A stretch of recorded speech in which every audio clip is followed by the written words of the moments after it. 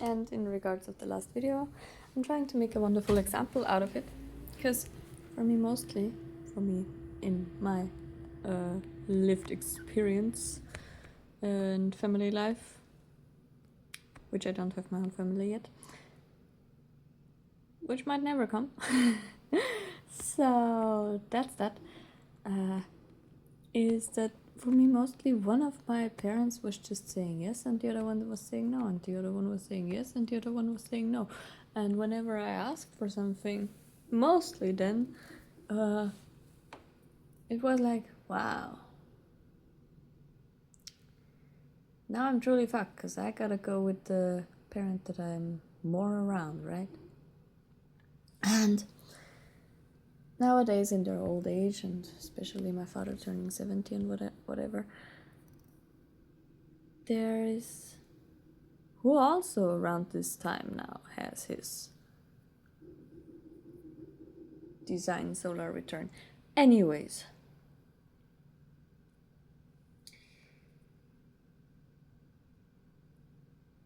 it's like I get to relearn lots of things, and in the meantime he was just dust, right? Like he was there and just untouchable, or there was no energy or whatever, right? Which might have contributed to him drinking a lot. And in that regard, there's no blame in anything, right? God, thanks. So what I'm trying to bring across here is, when you have incongruence in your life, you better choose something that excites you for the meantime. And you know, I'm pretty fluently certain that I chose poison at the moment where my body was in complete ugh, because I was lived. I was seeing that in my house, right? Because both parents drank. And to me it was just like, yeah, you know what? If I'm gonna get callous, I'm not gonna get callous like them. I'm gonna be callous in a different way. And so I did that pretty good. Yeah, no, I don't know. In any way, we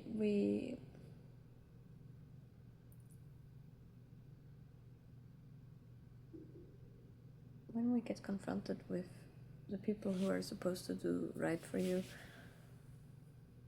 just being so split up by themselves, unable to really see you,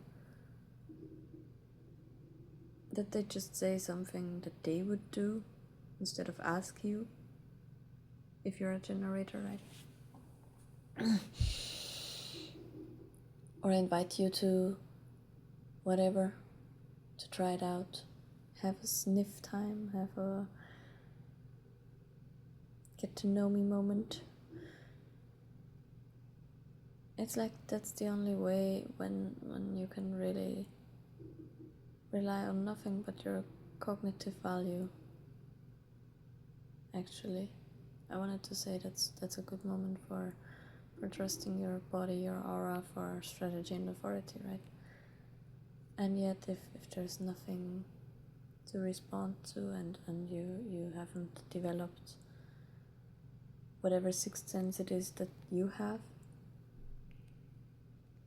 then it's like, wow. Either you're gonna nourish yourself correctly, and I believe that many children do this out of instinct, because I know for myself that once when it's a crazy story, it's an immaculate story. One time at Christmas, I was about 10 to 12 years old.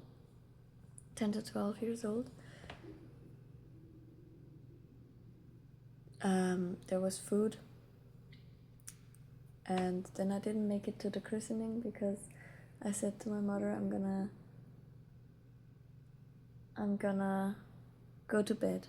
And I slept until 5 or 6 p.m. whatever, until the people were gone and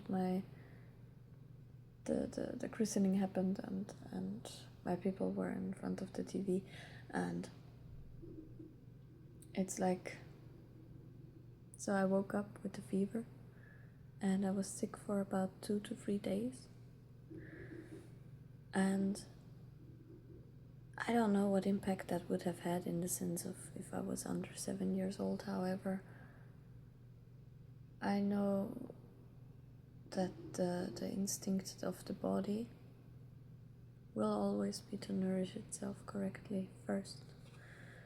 And it's also the first thing I've responded to when I was, what I truly was like, when the human design system was weaponized against me, right? So, yeah. Fun fact, by the way, my mother even went to a human design analyst about a year or in the same year before I got weaponized against, and she just didn't make anything out of it. Nowadays she's really struggling with, whenever I point out to her something that's where she's just loud and like get a grip. Either you know yourself or you don't, right? And it's not that I point it out like I'm saying it here cold and whatever, and maybe a little icky myself, but like calm, confronting. And then she still tries to get emotions out of me. And the last time we interacted, when I was at her place was really horrible. She consistently tried to drag out emotions of me that I have already forgiven myself. And now I'm here, waiting, trying to give myself permission over and over to read what I like. And it's so confronting. It's so upsetting. It's so horrible. How much resistance I have built up. You know, to see it all crumbling down is very, very satisfying. But like, with because there's opportunity for there's space for rebuilding whatever, right? And it's like, man, you know, the walls that we build, right? The walls that are shown to us to build, and that we build like an idiot just right after them, because they are authoritative persons. So yeah, again, a video on forgive yourself. Forgive yourself. It's fine. You had no choice. Whatever makes and breaks you is out of your hands. You can only be you. And try to love yourself. Try to take the opportunities that are fulfilling you. And even those that you cannot see because you've been malnourished and conditioned away from everything. You know, you don't need to get praised by anybody. If you would like to dance ballet in front of 10 or 100 people, or maybe 10,000 people, I don't know how many people go into ballet, but and it's like, do that. If it enriches your soul, if it lights you up, just do that. For the rest, forgive yourself. It's fine. Nobody had a choice. Not me. Not you. Nobody.